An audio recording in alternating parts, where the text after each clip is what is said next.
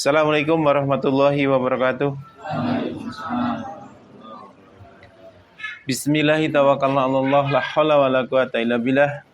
Asyhadu an la ilaha illallah wa asyhadu anna Muhammadar Rasulullah. Allahumma sholli ala Muhammad wa ala ali Muhammad, amma ba'du. Alhamdulillah, pada kesempatan sore hari ini kita bertatap muka kembali dalam kajian rutin. Yang kali ini kita akan bahas tentang bab kebahagiaan.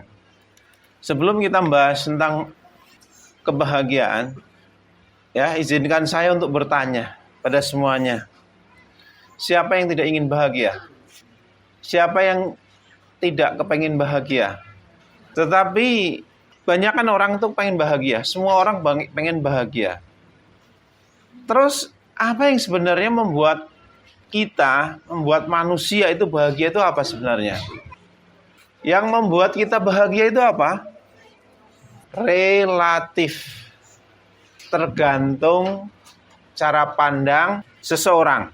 Ketika seseorang beranggapan dengan mengikuti kesenangan, mengikuti keinginan, menuruti hobi dan sebagainya itu membuat dia senang, itu dia beranggapan itu akan bahagia. Kadang orang berpikir dengan kita sering piknik, jalan-jalan kemana, itu menjadikan kita senang. Itu yang akhirnya dalam paradigma, cara pandangnya, itu yang kadang membuat seseorang bahagia. Padahal kalau orang jalan-jalan, jauh mana, begitu senangnya di mana? Apakah saudara piknik ke suatu tempat yang indah, terus saudara bertempat tinggal terus di sana? Tidak. Balik lagi enggak? Terus kalau seandainya kebahagiaannya itu pas pikniknya, kira-kira balik lagi itu masih bahagia enggak? Enggak. Seandainya saudara suka mendaki gunung, menurut saudara kebahagiaan itu mendaki gunung, menaklukkan gunung-gunung. Begitu sampai di atas gunung, bahagia enggak? Seneng enggak? Tapi begitu turun pulang, masih bahagianya. Tinggal apanya? Tinggal kenangannya doang. Saya pernah bahagia di atas gunung. Ya seperti itu mungkin. Saya pernah bahagia di atas gunung. Terus hari ini setelah dia di rumah, apakah dia tetap bahagia? Coba saya ajak berpikir, apakah seandainya mendaki gunung itu membuat saudara bahagia, apakah saudara mampu hidup di atas gunung? Untuk memenuhi kebutuhan pokok bagaimana? Sementara untuk mendaki saja itu butuh perjuangan, capek, berat, medannya susah. Sebenarnya yang kita lihat indah itu belum tentu membuat kita bahagia. Wah, di gunung enak, pemandangannya indah. Apakah kita hidup itu cukup dengan pemandangan yang indah? Apakah kita cukup hidup itu, bahagia itu dengan cukup pemandangan indah? Saya kalau punya istri cantik, saya kalau punya suami ganteng, itu saya akan bahagia. Lantas begitu saudara menikah, punya istri cantik atau suami ganteng, apakah cukup dengan memandangi itu saudara bahagia? Coba kalau seandainya orang yang saudara kagumi kecantikannya atau kegantengannya, tiba-tiba tidak cocok dengan tabiat karakter saudara, kira-kira itu siksaan bukan? Berapa banyak orang menikah dengan orang yang dia kasihi, dia cintai, yang sebelum menikah dia bernyanyi, istilahnya kan banyak nyanyian ya kan. Gunung akan kudaki, lautan akan aku seberangi. Iya, istilahnya seperti itulah. Tapi begitu menikah, sedikit berbeda saja pendapatnya, karakternya nggak sesuai. Apalagi salah satu di antara suami atau istri selingkuh, kira-kira gimana? Apakah kebahagiaan itu cukup hanya dengan memandangi sesuatu yang indah? Cukup enggak? Terus apa yang sebenarnya buat saudara bahagia? Coba kalau saudara beranggapan dengan memiliki banyak harta itu akan bahagia. Berapa banyak orang yang kaya tapi hidupnya enggak bahagia? Tahu enggak? Ketika kita semakin banyak harta, kita itu menjadi penjaganya. Kita jadi penjaganya, kita jadi budaknya. Bagaimana harta ini bertambah dan bertambah terus. Bagaimana harta ini tidak berkurang. Bagaimana harta ini tidak hilang. Bagaimana harta ini aman. Itu orang kalau banyak harta itu selalu berpikir ke sana. Makanya untuk mengamankan finansialnya, mengamankan harta bendanya, mereka tuh rela sampai asuransi A, B, C, D dia beli demi agar hartanya aman. Jadi artinya orang yang banyak harta itu belum tentu bahagia karena dia akan menjadi penjaganya, akan jadi budaknya. Terus apa yang buat seseorang bahagia? Punya anak banyak, punya istri cantik, solehah semua. Gimana anak yang banyak, istri yang cantik, istilahnya solehah jika suaminya nggak soleh? Maka kita akan bahas di sini tentang apa sih kebahagiaan, apa yang sebenarnya membuat kita bahagia. Jadi kebahagiaan itu tentang apa yang kita cintai. Sebenarnya itu. Kalau hari ini kita mencintai dunia, maka dunia ini akan menjadikan terasa indah dalam hidup kita. Dunia akan terasa seperti surga ketika kita mendapatkan dunia. Kalau kita mencintai dunia. Lah, maka kita akan bahas tentang sebenarnya apa yang kita cintai sih di dunia. Jadi kebahagiaan itu tentang apa yang kita cintai. Sedangkan kita mencintai itu hanya ada dua. Akarnya itu ada dua. Yang satu cinta pada Allah dan Rasulnya. Yang kedua adalah perhiasan dunia. Pak, saya nggak cinta perhiasan dunia. Saya cinta sama istri saya, sama perempuan saya. Itu. Ya itu sama. Itu perhiasan dunia. Perhiasan dunia itu apa? Wanita yang solehah katanya kan. Sebaik-baik perhiasan dunia kan wanita yang solehah, itu kan bagi orang yang beriman. Tapi kalau orang yang tujuannya dunia dan perhiasannya, perhiasan yang paling indah apa? Istri yang cantik, suami yang ganteng, ya enggak? Kalau gantengnya luntur, cantiknya pudar gimana? Masih cinta enggak? Saudara kan cintanya sama mukanya. Kalau mukanya cantik, begitu nikah setahun langsung perutnya gede banget itu kan, gendut, obesitas gimana? Saudara masih cinta? Enggak juga. Jadi kalau orang mencintai karena perhiasan dunia itu sangat lemah. Karena sewaktu-waktu akan berubah. Anak, saudara mencintai anak. Berapa banyak orang tua dibunuh sama anak-anaknya? Berapa banyak? Kalau anaknya durhaka, melawan sama orang tua, kira-kira apa yang saudara lakukan? Punya suami, punya istri, kalau durhaka sama saudara, kira-kira membuat saudara bahagia enggak? Enggak. Terus harta benda dan kekuasaan, itu kita udah bahas. Jadi artinya, anak, istri atau suami ini adalah titipan sementara. Sedangkan harta, benda, dan kekuasaan itu pasti akan musnah. Tapi kalau saudara mencintai Allah dan Rasulnya, Allah dan Rasulnya itu menyuruh, mewajibkan kepada hambanya untuk beramal soleh. Jadi setiap amal soleh yang kita lakukan itu membuat kita bahagia. Kalau kita benar-benar cinta pada Allah dan Rasulnya. Coba kalau orang beriman bisa menginfakkan hartanya di jalan Allah, senang. Saudara datang ke majelis ilmu, senang. Saudara bisa berbuat baik, senang. Terima kasih ya Allah, Engkau telah menggunakan hamba sebagai tanganmu untuk menyebarkan rahmatmu. Betapa banyak di luar sana orang kepengen berbuat baik, tapi sangat sulit meninggalkan kebiasaan yang buruk. Itu seperti itu. Jadi ketika kita mencintai Allah dan Rasulnya, di sana itu sebenarnya banyak kebahagiaan. Itulah dinamakan manisnya keimanan. Tapi kalau di sini, ini akan sirna, ini akan musnah. Ketika dunia yang kita cintai, kita akan banyak menderita.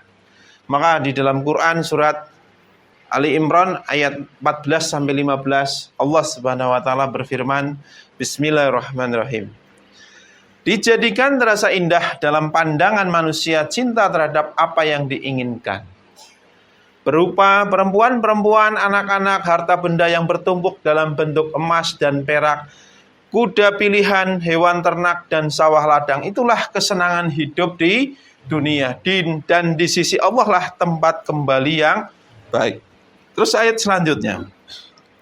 Katakanlah, maukah aku kabarkan kepadamu apa yang lebih baik dari yang demikian itu?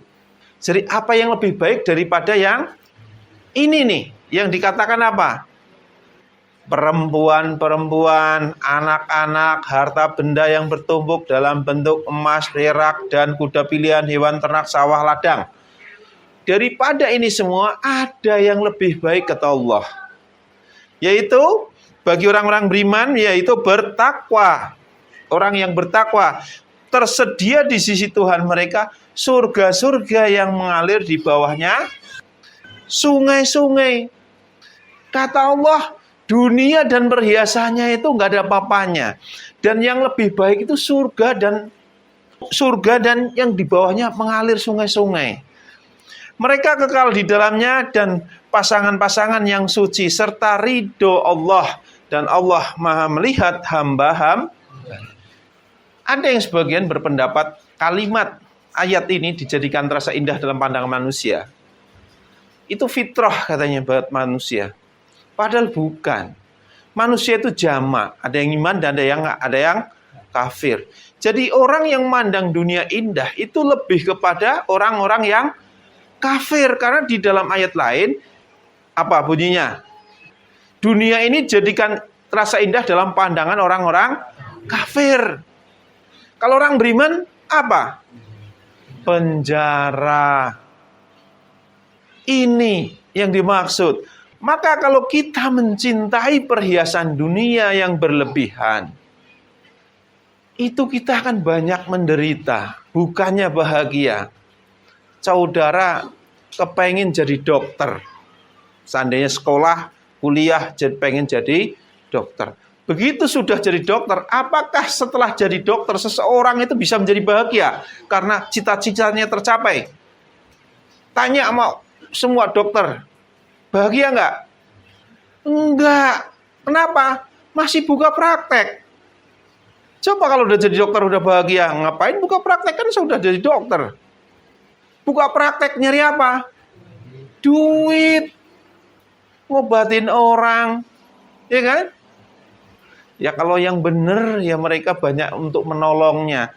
Kalau yang nggak waras ya darah orang dijadikan bisnis. Kan seperti itu. Coba ada lagi yang sekolah sini tujuannya apa? Pengen jadi apa? Arsitek. Saudara pengen jadi arsitek. Begitu jadi arsitek apa saudara kan bahagia? Ada jaminan. Kerjanya gambar doang terus nggak ada yang bayar, bahagia? Ujung-ujungnya duit lagi. Sebenarnya cita-cita itu ya sebenarnya apa? Angan-angan kosong. Cita-cita terhadap dunia ini angan-angan kosong. Yang ketika tergapainya satu keinginan, itu akan tumbuh keinginan-keinginan yang lain.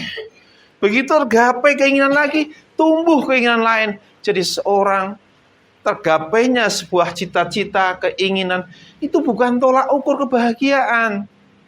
Tetapi sebaliknya, orang bahagia itu ketika dia mampu meninggalkan semua keinginan dunia. Itu di situ ada jaminan kebahagiaan. Atau dengan kata lain, zuhud terhadap dunia. Sedangkan keimanan itu tentang apa yang kau cintai dan yang membuatmu bahagia. Lah maka ketika kita mencintai Allah, insya Allah di sana ada jaminan kebahagiaan. Karena kita sadar betul apa yang kita lakukan hari ini itu atas kehendak Allah, atas hidayah Allah. Jadi antara hidayah dan kesesatan itu amaliyah kita dalam sehari-hari itu antara hidayah dan kesesatan sebenarnya. Sehari ini saya ngapain? Ini antara hidayah atau kesesatan? Itu antara itu. Amalan kita, pekerjaan kita, apapun yang kita lakukan dalam sehari-hari itu antara hidayah dan kesesatan sebenarnya. Kalau saudara banyak melakukan amal-amal yang menuju kepada hidayah, itu orang-orang yang beruntung. Allah Subhanahu wa taala berfirman dalam surat At-Taubah ayat 24. Bismillahirrahmanirrahim.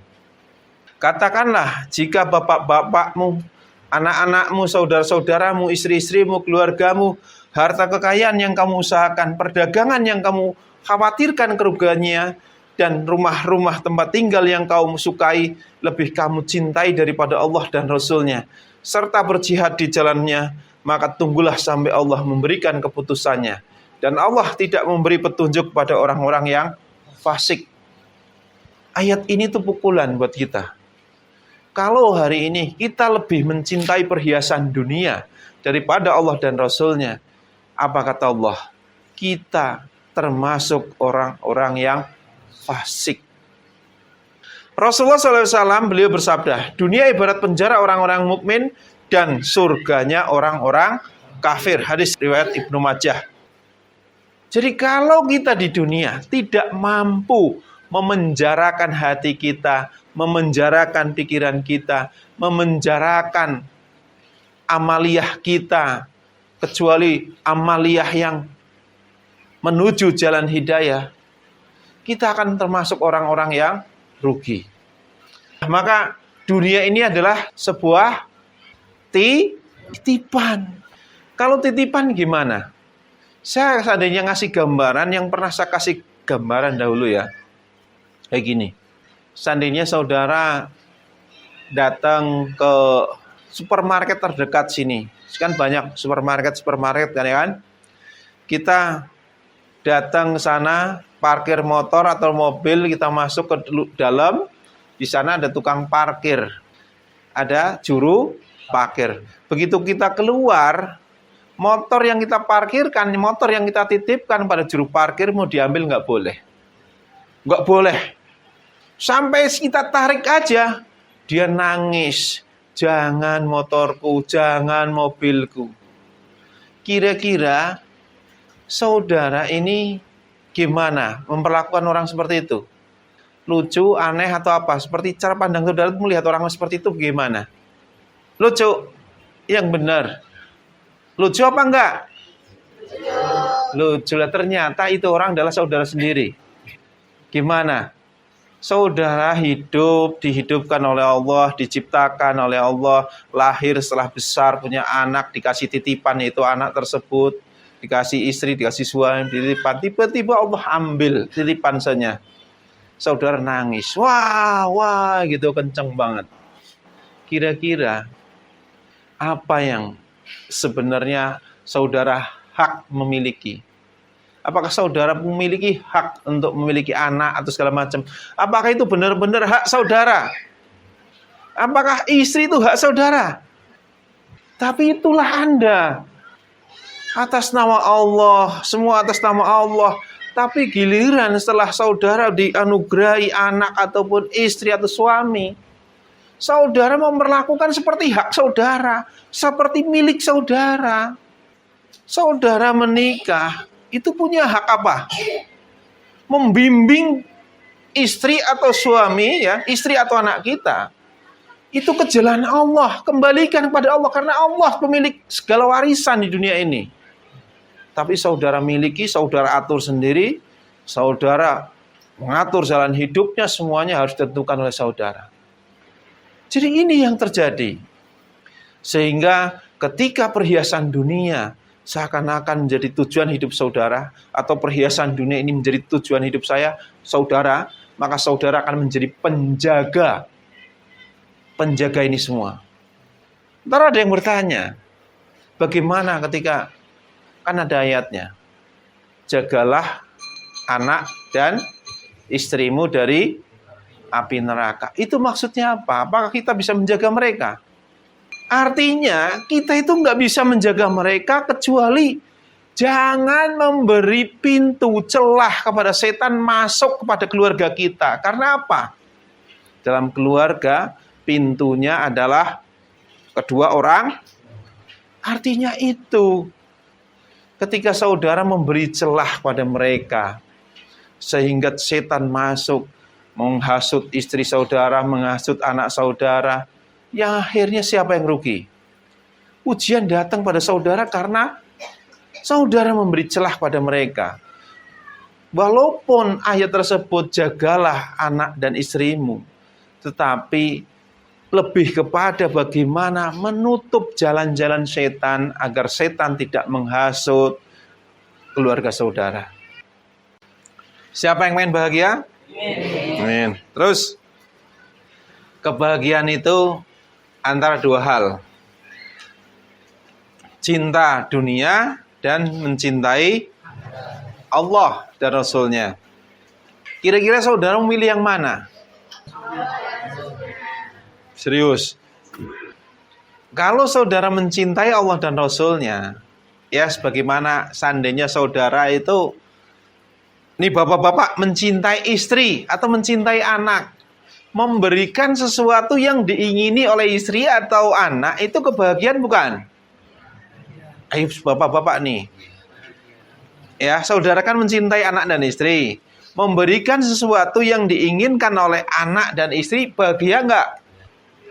Ibu-ibu, memberikan sesuatu yang dicintai oleh suami, yang disenangi oleh suami atau disenangi yang diinginkan oleh anak, bahagia enggak?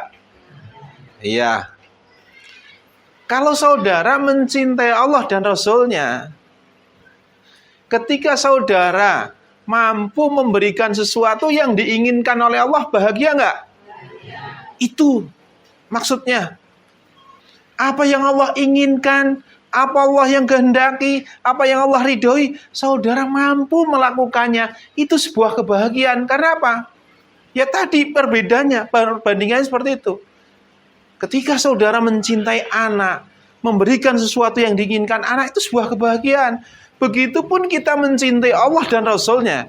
Ketika kita berusaha mentaatinya, melakukan beramal dengan sesuai dengan apa yang Allah kehendaki, itu adalah sebuah kebahagiaan.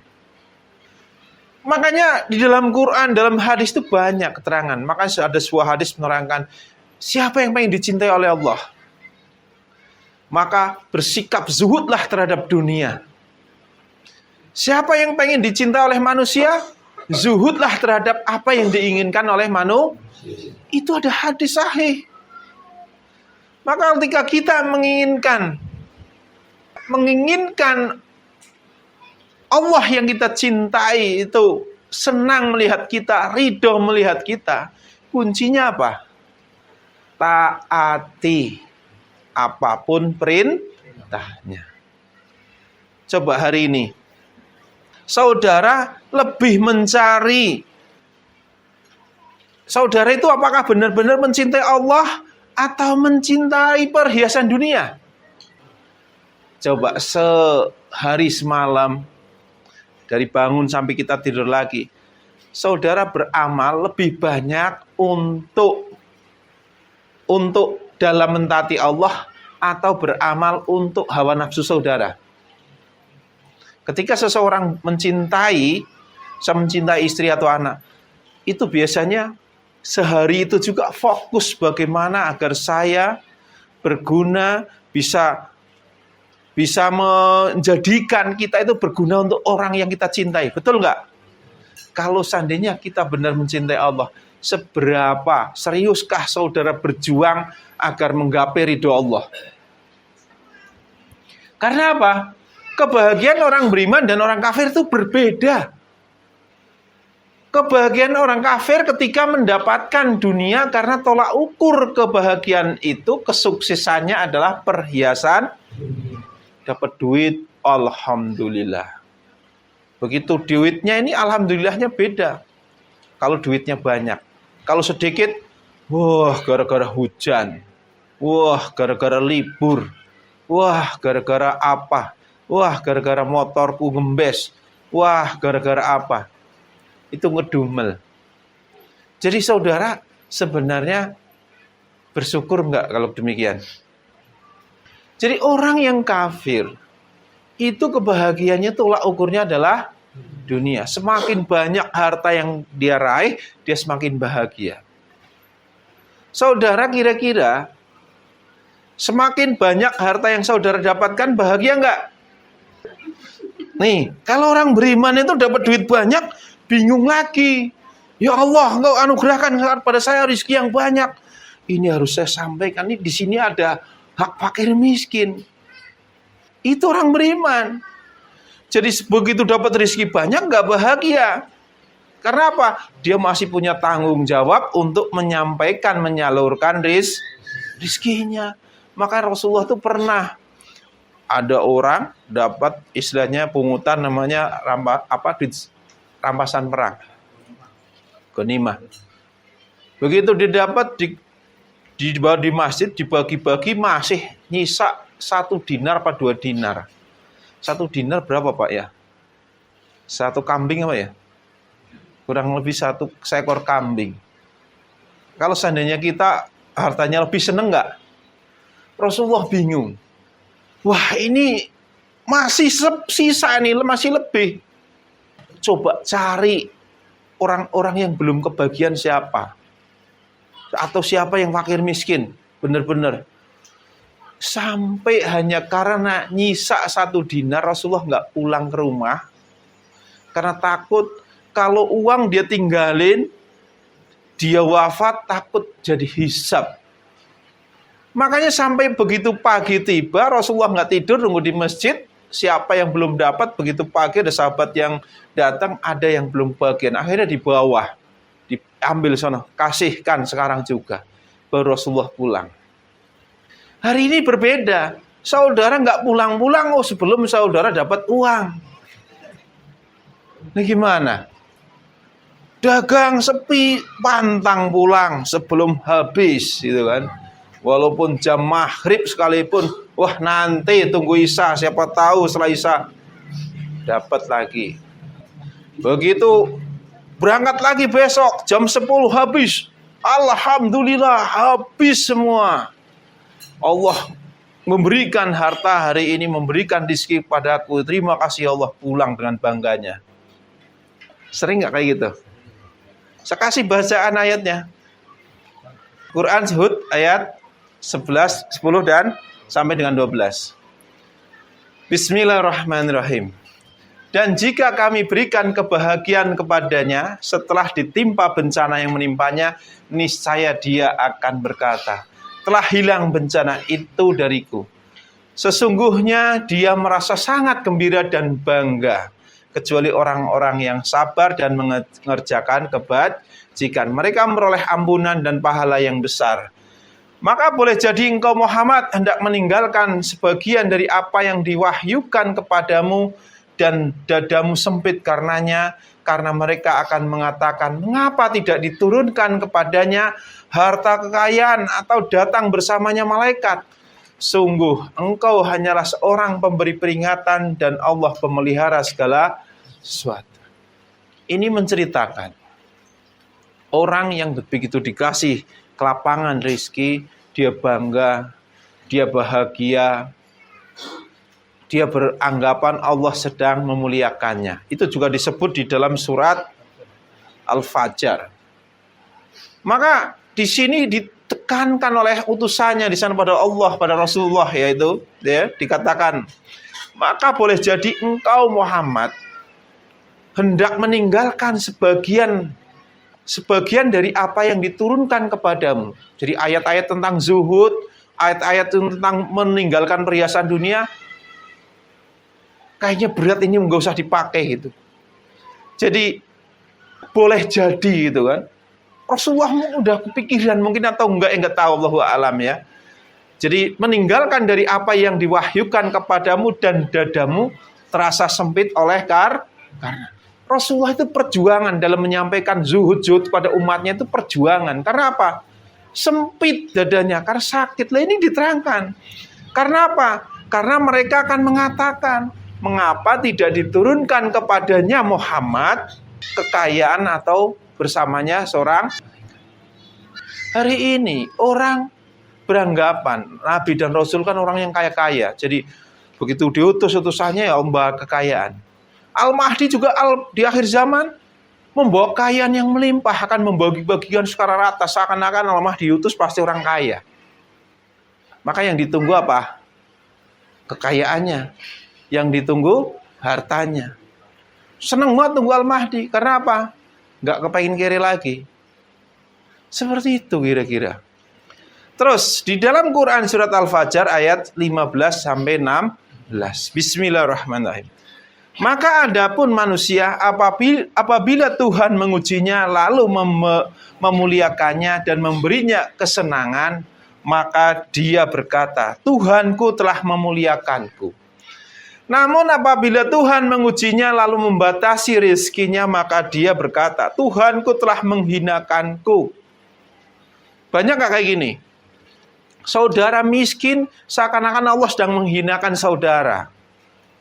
Berarti saya banyak dosa nih gara-gara miskin nggak kasih rizki. Begitu saudara banyak duit, banyak harta, kaya, saudara beranggapan Allah sedang memuliakan saudara. Itu padahal salah, terbalik. Nih surat Al-Fajr jelas. Yang di ayat-ayat selanjutnya, orang tersebut lebih mencintai perhiasan dunia. Mencintai perhiasan dunia dengan berlebihan. Itu diterangkan. Terus surat Al-Hadid ayat 20. Bismillahirrahmanirrahim. Dan kehidupan dunia tidak lain hanyalah kesenangan yang palsu. Jadi gini. Hidup dunia itu sebenarnya sangat singkat. Makanya diterangkan ketika kita di yaumul akhir. Kita seakan-akan hidup di dunia itu cuma pagi atau sore doang. Betul nggak? Ayatnya bunyinya seperti itu. Jadi artinya dunia ini sempit. Seandainya saudara tidur. Saudara bermimpi indah. Begitu dibangunin nggak terima. Ayo bangun-bangun. Nggak terima. Saya pengen tidur lagi karena pengen mimpi indah lagi. Betul nggak? Siapa yang pengen kayak gitu? Kita mimpi indah. Oke, indah banget. Begitu ada yang bangunin saudara nggak terima nggak? Terima nggak? Kamu bangunin saya lagi mimpi indah gitu. Padahal saudara tahu itu kan hanya mimpi. Tapi giliran saudara mimpi dikejar-kejar maling, ada yang bangunin seneng. Kenapa? Inilah hidup di dunia. Dunia itu kayak orang mimpi.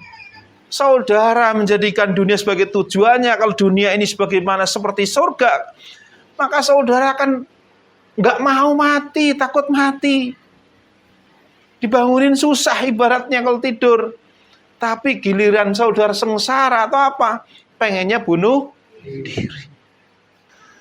Maka di dalam Quran surat Al-A'la ayat 16-17 Bismillahirrahmanirrahim. Sedangkan kamu orang-orang kafir memilih kehidupan dunia, padahal kehidupan akhirat itu lebih baik dan lebih kekal. Jadi intinya, apakah dunia ini bisa membahagiakan kita? Boleh jadi ya dan boleh jadi tidak. Dunia bisa membahagiakan kita ketika dunia ini kita jadikan sebagai sarana untuk menggapai akhirat. Tapi dunia ini akan menjadi neraka bagi saudara ketika saudara benar-benar menjadikan tujuan hidup saudara. Karena apa? Dunia ini akan menyiksa saudara. Ketika saudara meninggalkan dunia, saudara akan merasa berat dan sengsara ketika meninggalkannya. Karena apa? Cintanya saudara berlebihan terhadap dunia. Sebenarnya dunia ini adalah siksaan bagi orang-orang yang kafir. Kenapa kok siksaan? Saudara ketika masih kecil menggantungkan harapannya setinggi langit nggak? Nggak, setinggi langit. Kira-kira saudara waktu itu beranggapan dunia ini, hidup itu adalah perjuangan bukan? Saudara untuk mendapatkan dunia itu butuh perjuangan nggak? Perjuangan apakah itu bukan siksaan? Perjuangan apakah itu bukan siksaan? Siksaan. Kenapa kok siksaan? Ketika saudara terikat dengan dunia, saudara akan terus bagaimana untuk menggapainya, berpikir, beramal, yang terus saudara curahkan daya dan upaya segenap kemampuan yang ada untuk menggapai cita-cita, harapan, impian. Yang padahal ketika saudara gapai, saudara dapatkan dunia itu, apakah saudara selamanya mendapatkannya? Apakah saudara tidak akan mati? Nah itu, maka di dalam Quran surat Al-Mudatsir ayat 10-15 Allah Subhanahu wa taala berfirman yang artinya begini. Bagi orang-orang kafir tidak mudah. Biarkanlah aku yang bertindak terhadap orang yang aku sendiri telah menciptakannya. Dan aku berikan baginya kekayaan yang melimpah. Dan anak-anak yang selalu bersamanya. Dan aku berikan baginya kelapangan hidup yang seluas-luasnya. Kemudian dia ingin sekali agar aku menambahnya. Jadi intinya apa? Ayat ini. Bagi orang kafir tidak, artinya sulit. Sulitnya di sini malah Allah menerangkan dan aku berikan baginya kekayaan yang. Makanya kalau orang tidur, kalau mimpinya indah itu malas bangun nggak? Malas bangun. Saudara hidup di dunia ini tidur sebenarnya. Hidup di dunia itu sementara, kesenangan yang palsu. Yang ketika saudara berlebih-lebihan, bermegah-megahan, saudara akan lalai terhadap akhirat. Saudara akan takut mati. Maka Rasulullah menerangkan, jadi orang yang terkena penyakit wahan itu adalah cinta dunia dan takut mati. Karena cinta dunia itulah yang akhirnya orang itu takut mati. Karena saudara begitu mimpi indah, cinta terhadap mimpi tersebut, saudara takut bangun. Makanya ketika saudara bangun dari mimpi yang indah, itu kebayang terus. Wah, gimana ini ya? Padahal mimpinya cuma sebentar doang, ya kan? Nah kalau dunia saudara dari kecil sampai tua, saudara berjuang mati-matian, begitu mendapatkan semuanya, tiba-tiba saudara meninggalkan dunia dan perhiasannya, kira-kira seberapa berat saudara meninggalkan sesuatu yang saudara cintai, yang saudara perjuangkan dari kecil sampai tua dan mati? Berat gak kira-kira? Maka Rasulullah menyampaikan seperti diiris, disayat oleh pedang. 300 pedang, 300 sayatan. Itu seperti itu. Coba saudara cinta terhadap istri. Ini yang pada baru nikah. Cinta nggak sama istri? Coba kalau istrinya dipanggil oleh Allah, meninggal. Bayangin aja, sore nanti istri saya mati. Atau yang perempuan ini, sore nanti suami saya mati. Kira-kira apa yang saudara lakukan? Nggak berpikir ke sana. Saudara hidup di dunia itu nggak cuma main-main. Nggak cuma disuruh ngikutin hawa nafsu doang. Dipertanggungjawabkan. Jadi ini keterangannya. Jadi dunia ini siksaan sebenarnya. Maka bagi orang-orang kafir tidak mudah, artinya sulit. Sulitnya kok justru diberikan kekayaan yang melimpah dan anak-anak yang selalu bersamanya dan aku berikan baginya kelapangan hidup yang seluas. Jadi artinya ibaratnya saudara diberikan mimpi yang indah sehingga saudara takut bangun. Maka nasihat pada orang-orang yang beriman. Quran surat At-Taubah ayat 55. Maka janganlah harta dan anak-anak mereka membuatmu kagum. Kita sebagai orang beriman, jangan orang yang banyak harta, banyak anak-anak, kagum kita. Kebahagiaan.